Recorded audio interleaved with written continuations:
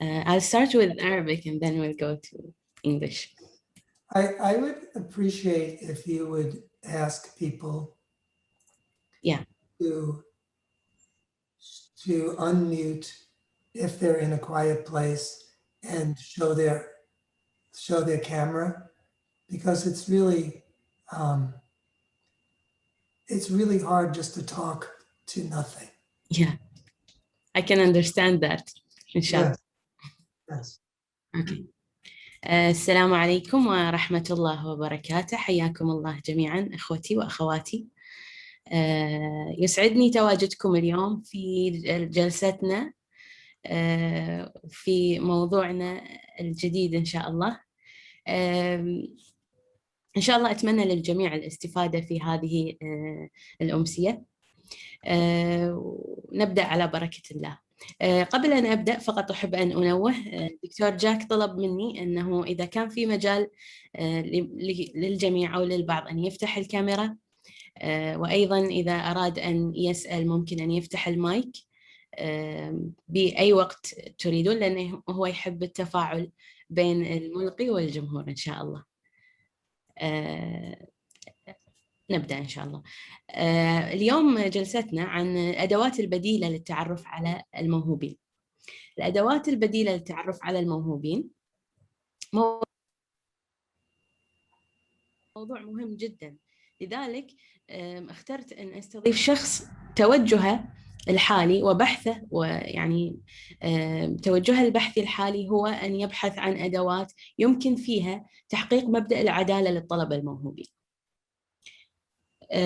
معنا اليوم دكتور جاك ناجليري من جامعة فيرجينيا في الولايات المتحدة الأمريكية، وهو أستاذ دكتور، ويعني يركز على الجانب النظري والسيكومتري لاختبارات الذكاء والاختبارات البديلة للتعرف على الطلبة الموهوبين. يعني الدكتور جاك ناجليري قام بالكثير من يعني تطوير الكثير من مقاييس الذكاء والاستعداد والقدرة لعدة يعني أنواع من الطلبة. طبعاً مو فقط الطلبة الموهوبين فقط للتنويه، ليس فقط الطلبة الموهوبين، وإنما أيضاً عند بعض الأدوات للطلبة في الطيف التوحد وغيرها. يمكنكم أن تطلعون إن شاء الله على سيرته الذاتية. أما الموضوع اليوم فهو مهم جداً، لأنكم طبعاً من متخصصين في مجال الموهبة، أكيد أنكم راح تكونون غداً القادة في هذا الجانب. فالقائد لازم يعرف جميع التوجهات، لازم يعرف من هي الفئة التي يجب أن يركز عليها وغيرها من الأمور.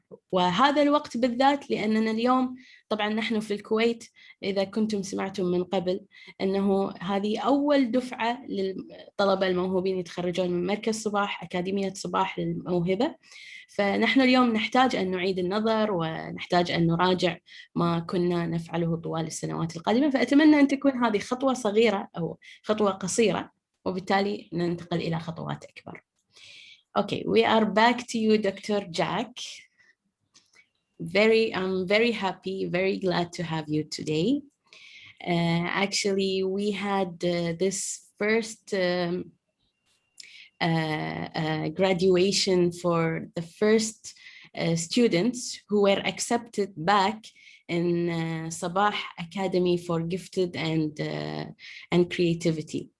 So they are now going for the first time to the university, and we think that we should have a look and revise ourselves and our tools, instruments, and our research destinations, our perspectives. So that's why we need to have different perspectives about identification of giftedness. I would like you to introduce yourself in a couple of minutes before we start, inshallah. Okay, sure.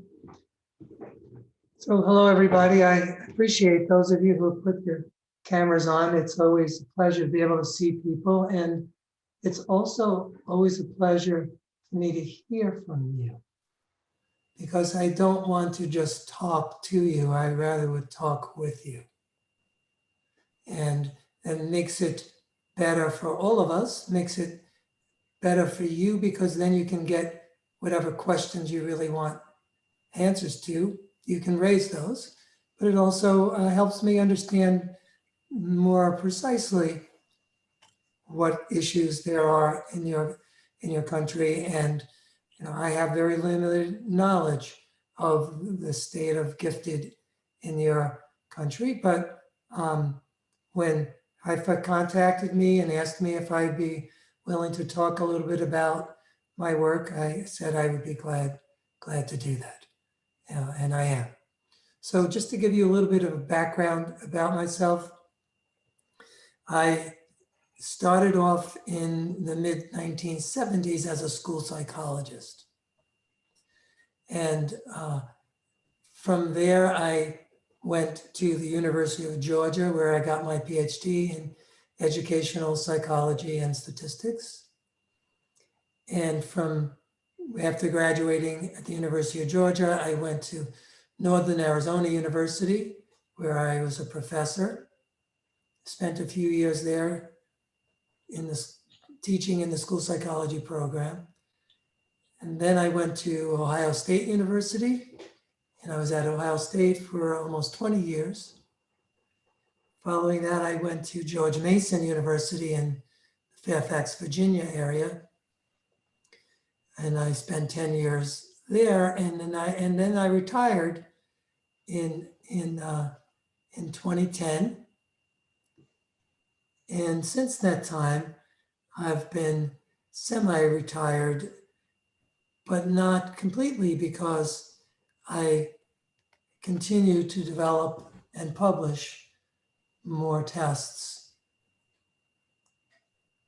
And those tests include nonverbal tests that are used for gifted, but they also include my measures of cognitive function, especially useful for learning disabilities and ADHD assessments, but also I've published many rating scales like the Autism Spectrum Rating Scale and the Comprehensive Executive Function Inventory and other instruments like that. In the many decades that I've been a scholar, I've published many, many papers, many books, and you can find out all about the work that I've done by going to my website, which is simply jacknaglieri.com. And most recently, in fact, I will publish in about 2 weeks 3 new tests that are explicitly designed to be used within the gifted area, especially to evaluate and identify gifted children, especially those gifted children who we have not identified in the past, simply because of the methods and the tools and our expectation about what gifted means, which is what we'll talk about today. So I think that gives a thumbnail sketch or a big picture of my background. Thank you very much for this good introduction. And I would like to remind my friends and colleagues also that I'm gonna keep the website here on the text, so you can visit it, website of Dr. Jack. Dr. Jack, we need you to give us an introduction or a brief explanation about the differences or the key differences between traditional assessments for the gifted learners and the alternative assessment tools, since everybody today in the field are talking and discussing about this issue. Okay, so I thought it might be a good idea to show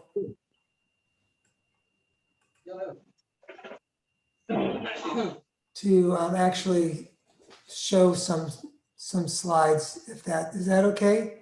Yes, you can share. I can I think I opened sharing for everyone. أخ خالد بس إذا أمكن تغلق المايك. أخ خالد.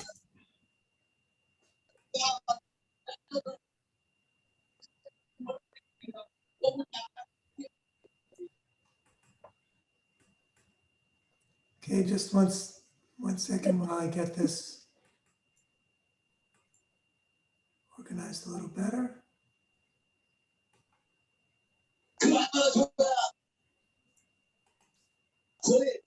I'm gonna mute Mr. Khalid. Yes. Okay.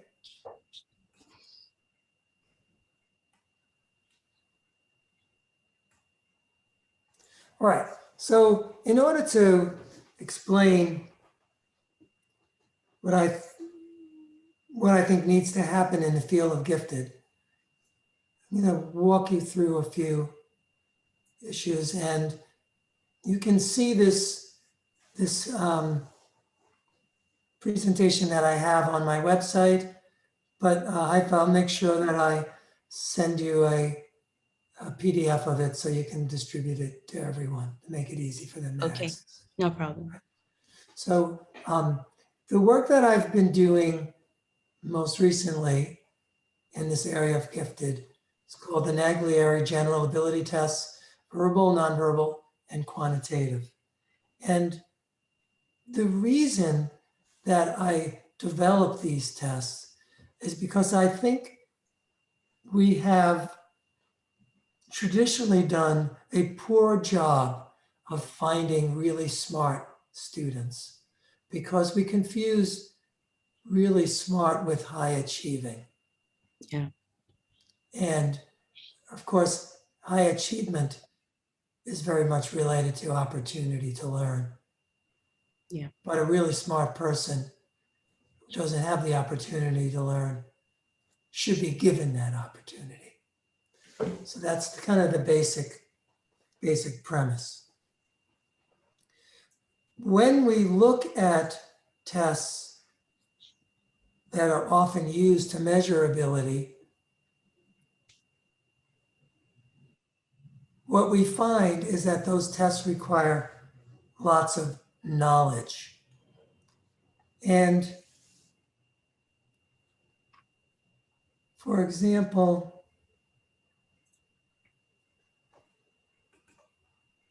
just going to skip around a little bit here so I can answer each question in turn. If you look at least in the United States, the kinds of tests that are used, the WISC or the COGAT or the Otis Lennon, these tests require lots of knowledge. For example, WISC has a verbal scale with vocabulary questions and arithmetic questions that involve words. Stanford Binet and other tests like that. This is an obstacle.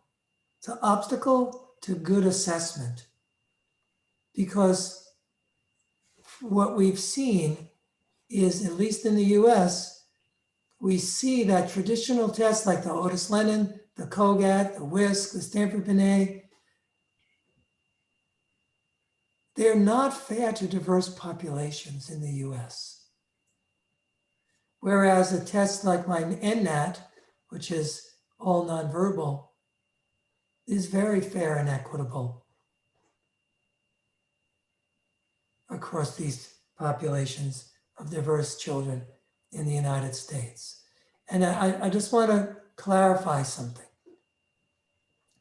According to the standards for educational and psychological testing, anytime a student has had limited opportunity to learn the content in a test of intelligence, that test can be considered unfair because it's penalizing the student just because they didn't have an opportunity to learn.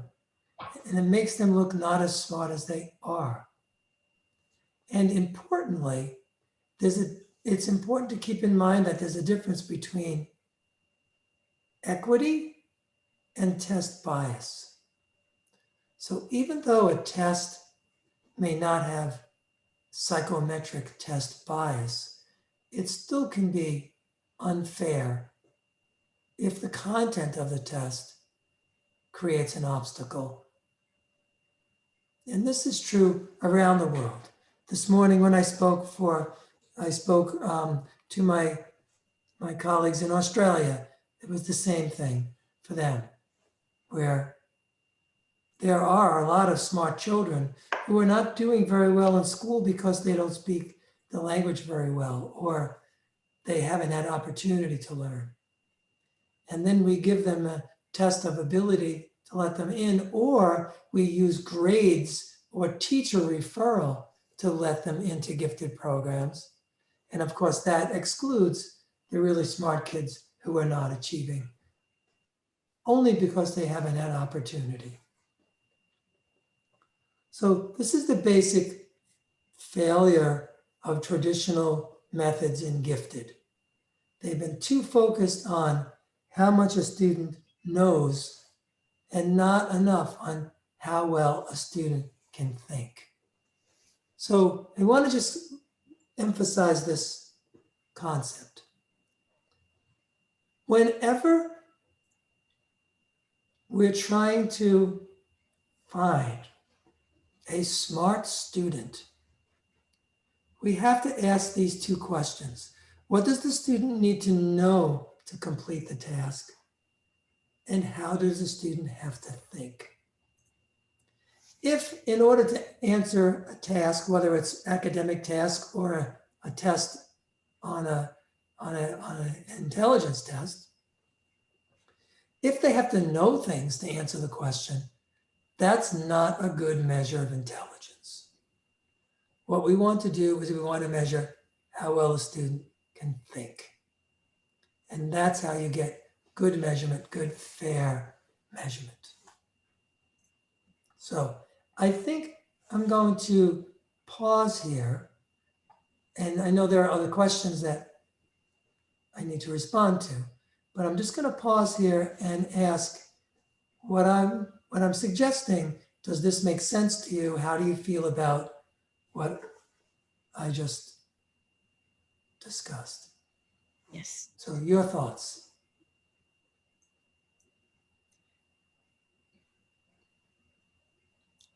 I think for me, I think it's very clear. And actually, I have been thinking about the difference between two words that you said, unfair examination or unfair assessment and bias assessment. And you made difference between unfair and bias.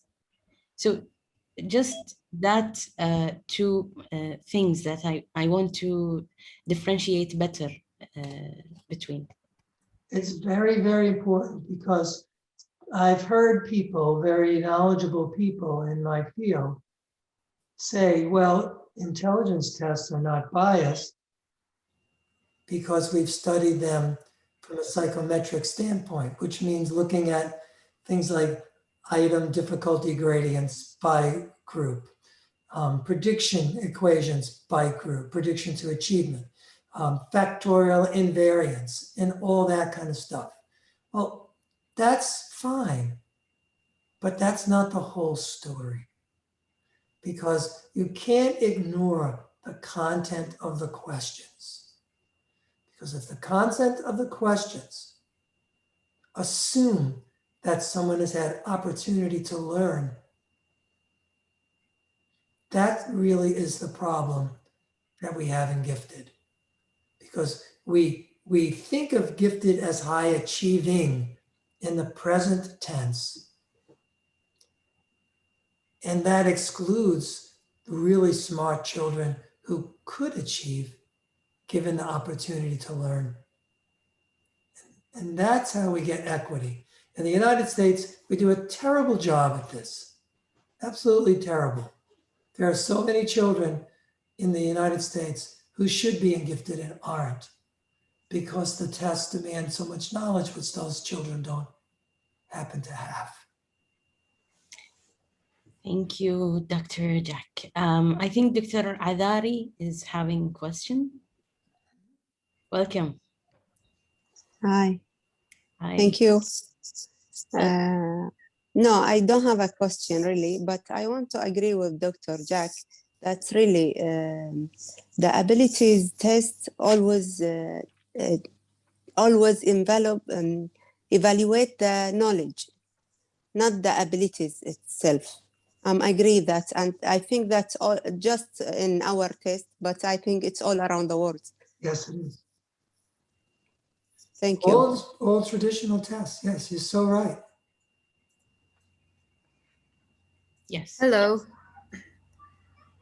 I'm trying to raise my hand, but I cannot find the icon that I can raise my hand. Is this So, Manal? Nof Al-Farhan, I'm an educator. Welcome, Nof. Yeah. Thank you. Go I'm a ahead. gifted student in AGU.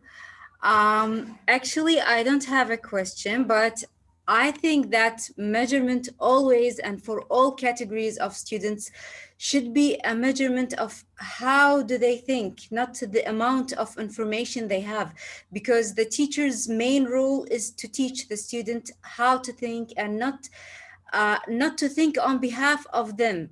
They have to know how to use the knowledge that they get, not just memorizing the information, and they don't know how to use it later. So I think this is an important point all the teachers should know, even if they are teaching regular students. Yes. Thank you. Yes, exactly right. Okay, and we have Manal also. Manal Fadli. Yes, hi. Hi. Hello, Manal. Hi for all. Hi, Mr. Jack. شكرا أستاذة هيفاء على هذه الاستضافة.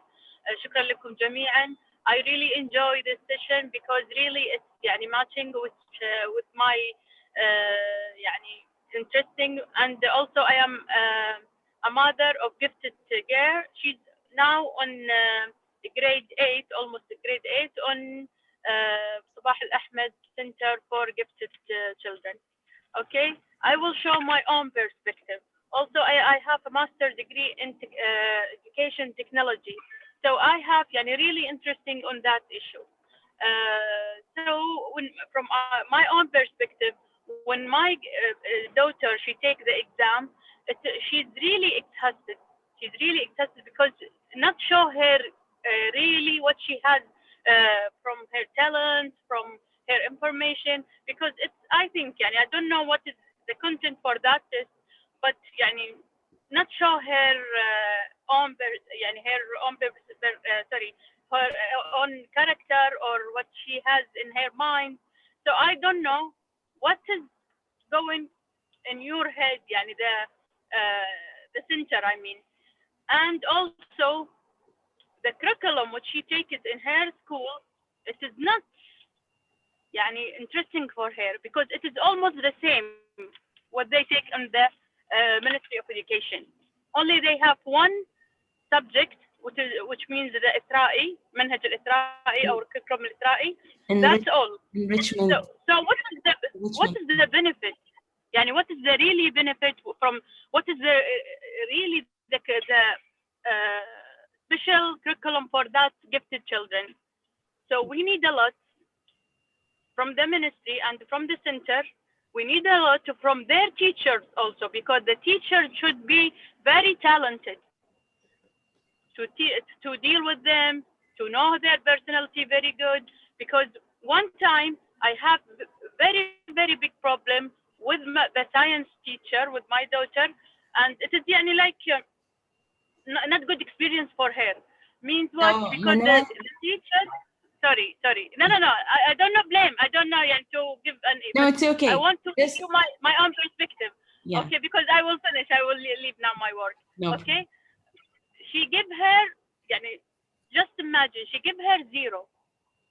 But another teacher, when she take full mark.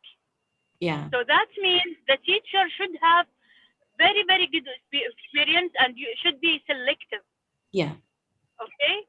Sorry for that. I can understand. No, actually, it's okay. I can understand what you have added to this. You are asking about the value added of teaching children in different school or different center of the.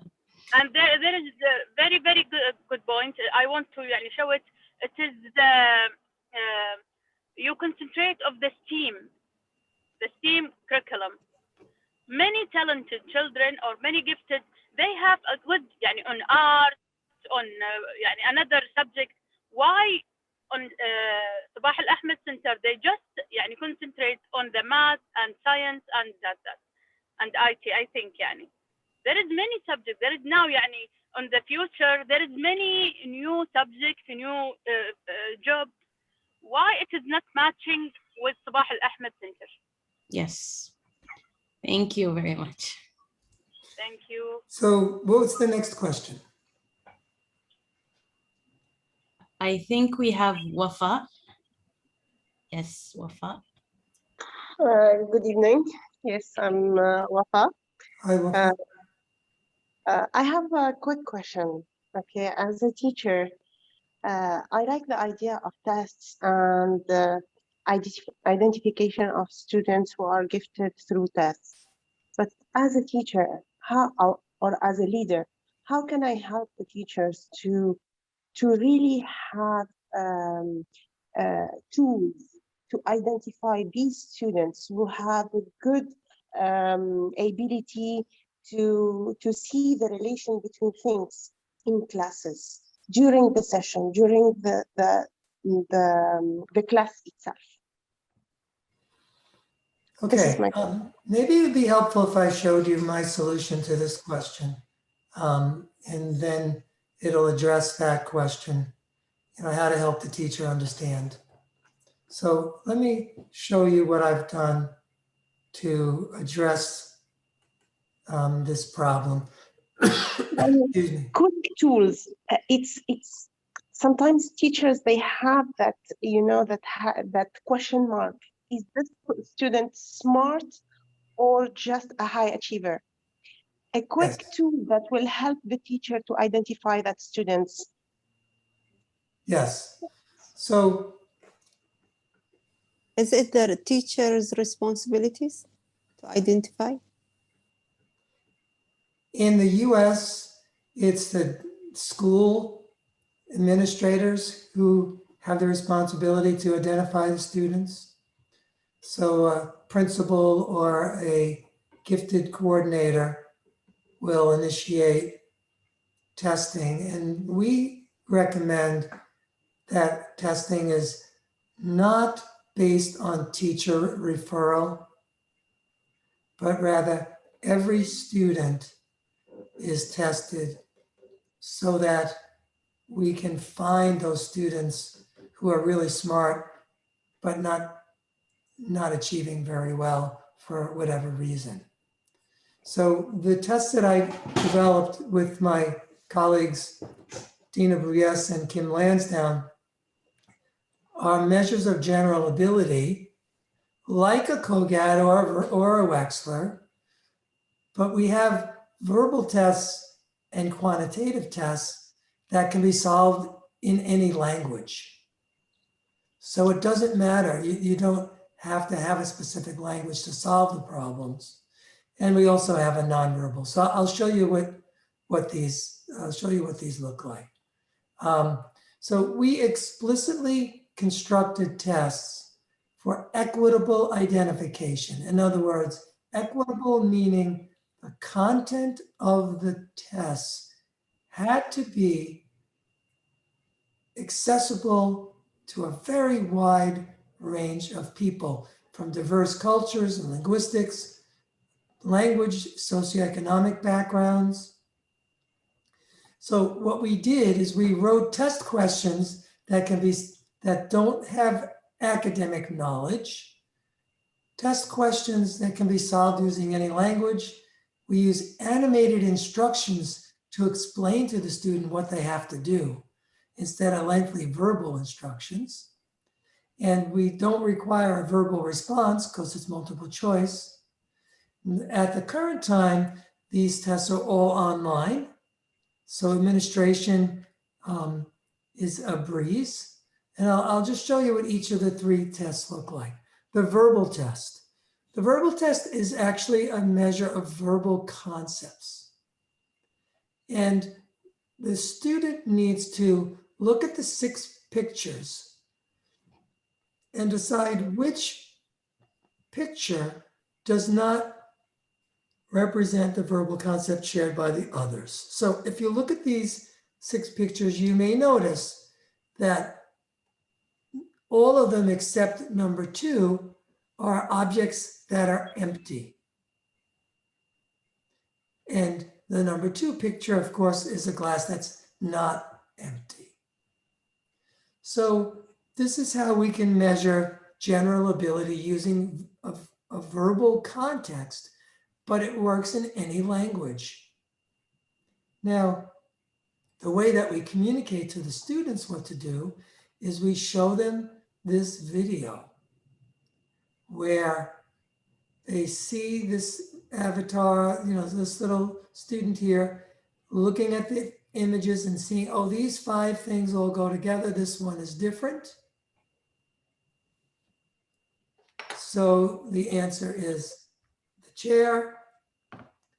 Oops, made a mistake, chose the wrong one. This is how you correct your mistake. If you do that, and then you go to the next question. So there's no audio, there's no words. It's all this video instruction.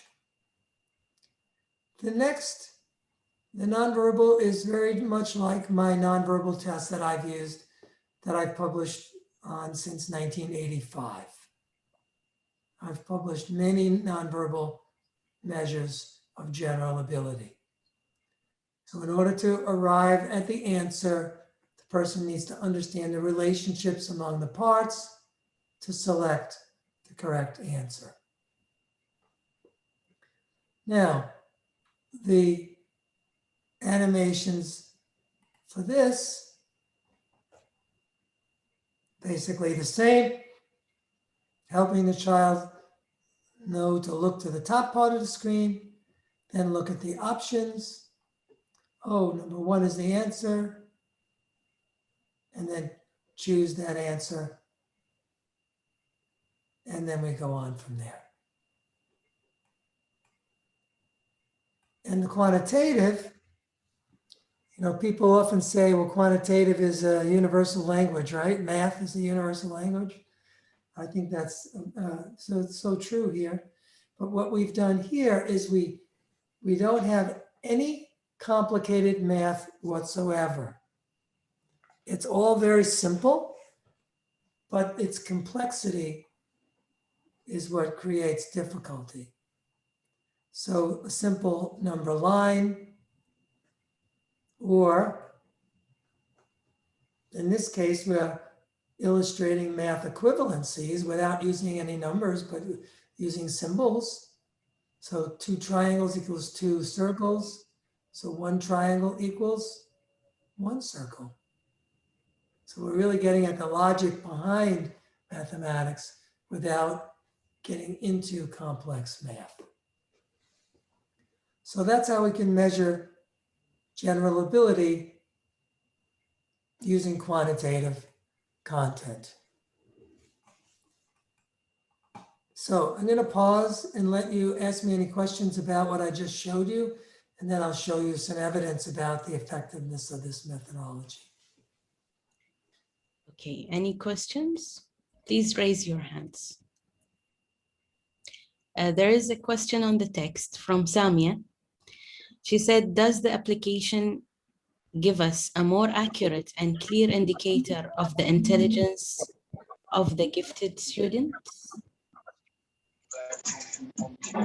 Yes, it does, most definitely, because these questions clearly require intelligence across the different content areas.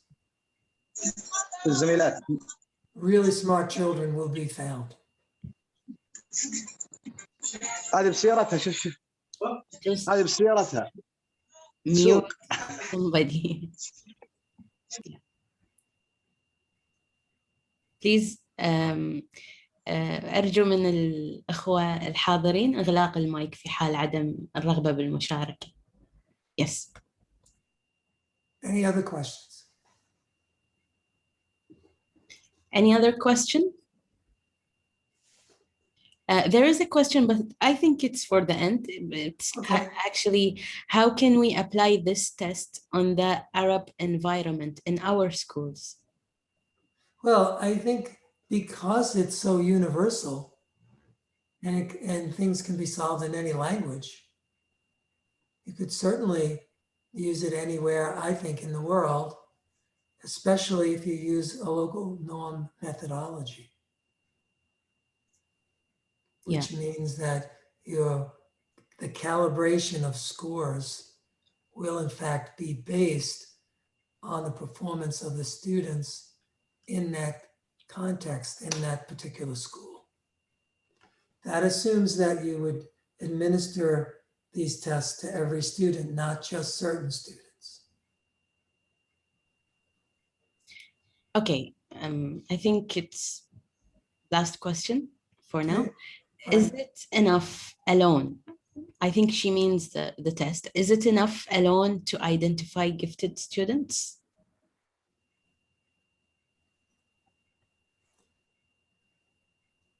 I think that it's always good to have as much information as possible, but this is a very powerful tool, these 3 tests. And with these 3 tests, I think, yes, that would be sufficient to identify, here's a really smart student, and then figure out what do we do next to help them. Okay, I think, Okay. yeah. What's the next question, Haifa? I think for now we don't have questions. Okay. But your list of questions. Yeah. I'm wondering about the alternative assessment tools in general. I don't mean that the specific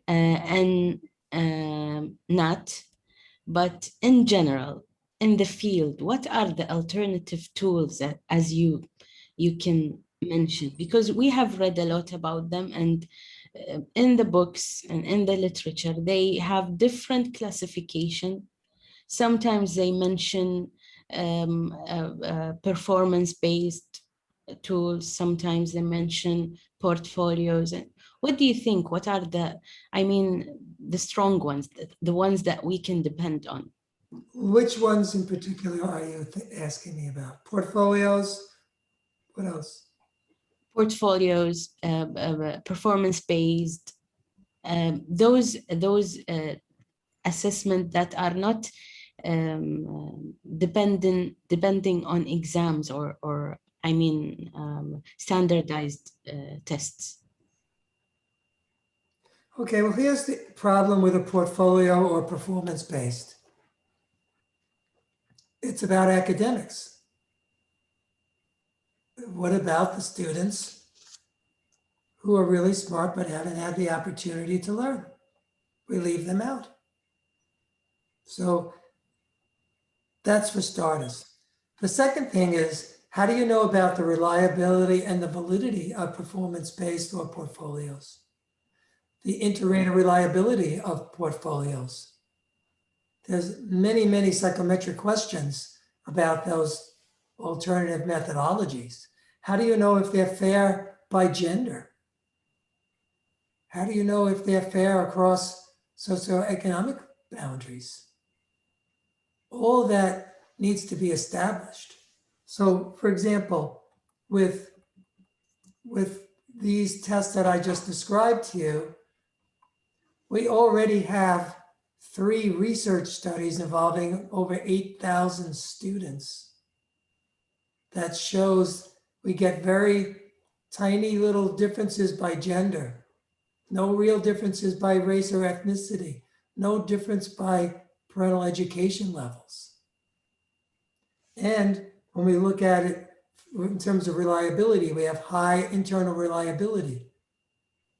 We look at using factor analysis, we see we have good support for the broad factor of general ability, and so on and so forth. When you are making decisions about who's gifted and who's not, you have to ask the important questions about the tools that you're using to make that decision. What do you actually know about them? Portfolios and performance-based, it's not a panacea. It's just another way of doing it. But how do you know if it's fair or not? You don't. And if you don't, then I think you have to assume it's not going to be, and you should rely on tests that have demonstrated equity. Yeah. Actually, good question. The thing that I was searching for. So if we say that, are these barriers?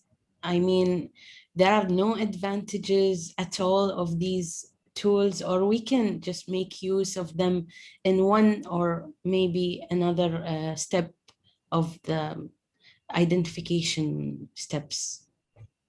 Well, not necessarily, because let's say you have certain steps that you're going through to identify.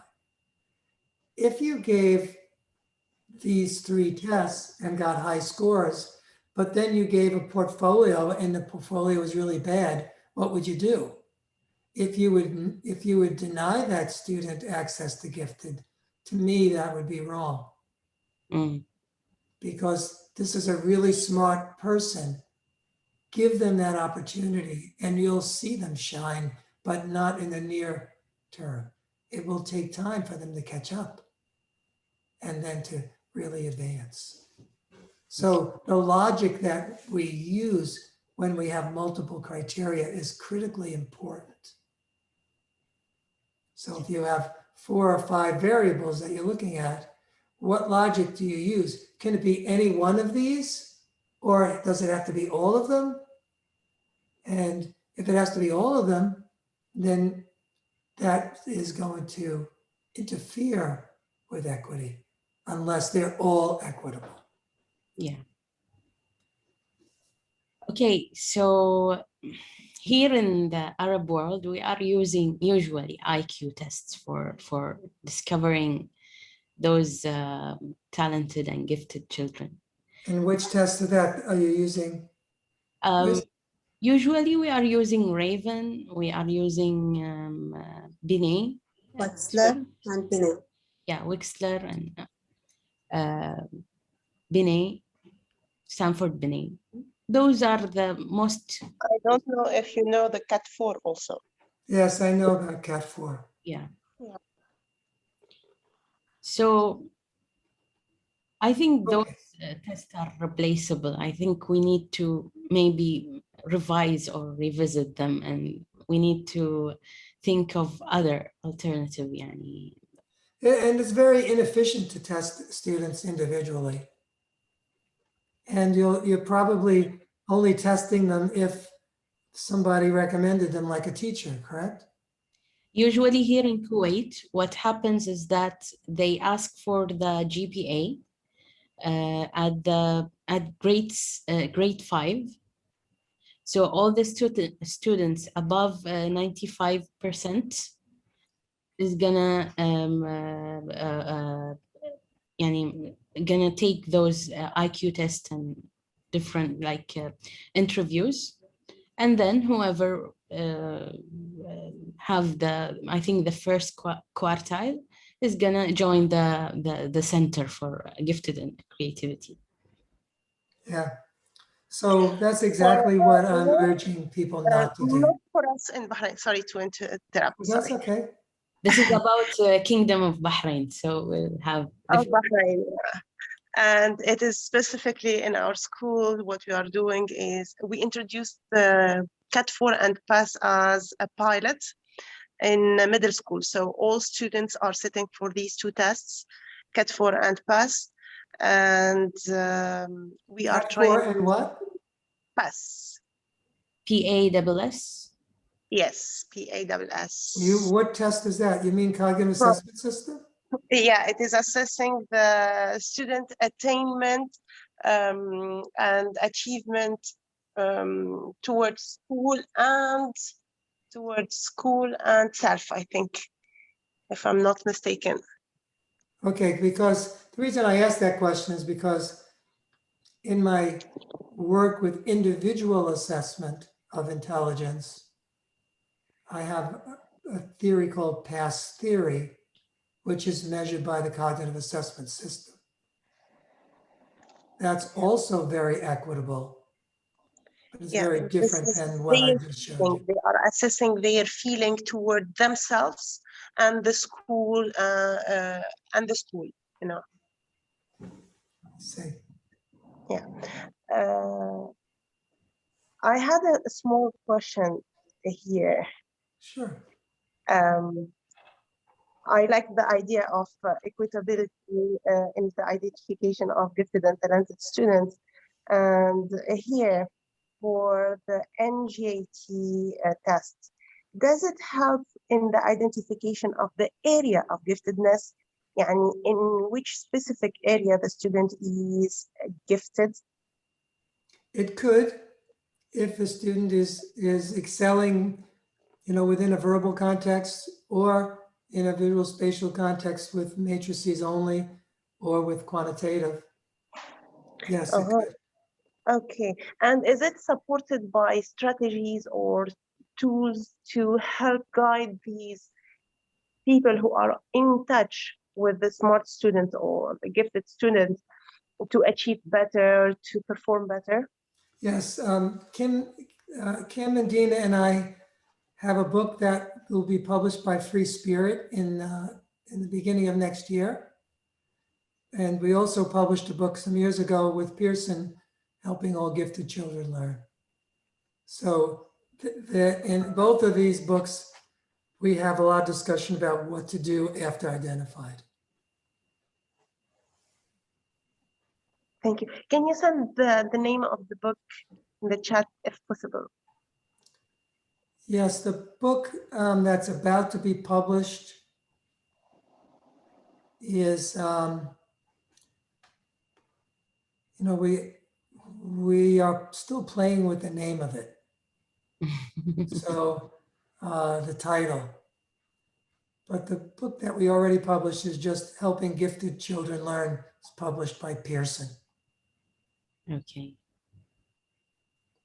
But I'll know better what the title of the new book will be in about a week or so. So you can just send me an email and I'll give you the final updated title. Yes, inshallah. So is it going to be published in your website? It will be on my website, yes. So we'll keep up. Yeah, the Naglieri General Ability Test website. I think we have one question also from Dr. Al-Banin. You're raising your hand, Al-Banin. Yes. Hello, yeah, how are you? I would like to thank you for the nice presentation. My question is that during the Corona pandemic, we are as a specialist for gifted and talented students, we face the problem of identification, especially raising a lot of kids with, if we want to call it, in technological IQ. Is it a way that we can identify them? I think in the coming years, this technological IQ gonna play a very big role in their life. So what are your recommendations in that? Thank you. I'm sorry, I had a hard time understanding exactly what the question is. If you could repeat. Yeah. During the Corona pandemic, we had this online classes and we saw gifted students rising in different fields of talents, especially the one that related to digital abilities or technological abilities. are there a way that we can identify them? Are there any like ability tests in this regard? I think that we have emphasized a lot of the technology piece because of the pandemic. I don't think that gives people a particular advantage over others, at least as it relates to my tests, because they're so simple. I think there'd still be a good measure of ability, if that's answering the question. Yeah, I don't know if you want to relate this to social networking, or if you want to relate it to the skills in digital drawings or Roblox or robotics. I mean, it could relate to a wide range of things that we were not considered as part of talents raising development in our school. Yeah, we'll have to look more at that and see as we go forward if there has been some kind of shift. You know, the biggest concern here in the United States anyway is the extent to which students have fallen behind in their academics because of all that went on. And of course, there's a lot of differences according to who had access and who didn't have access. So yeah, we'll be looking at all these issues in the I think in the years to come about the effect of this pandemic, for sure. So you have already mentioned some of the Naglieri nonverbal ability test characteristics and those. Do you want to mention more about it, or you're done with this test? I think I told you everything that I wanted to about the new tests. Okay. Yeah, I think we covered everything. Yeah, so I think you have another test which is called Naglieri General Ability Test, right? Is it the same of nonverbal? Okay, so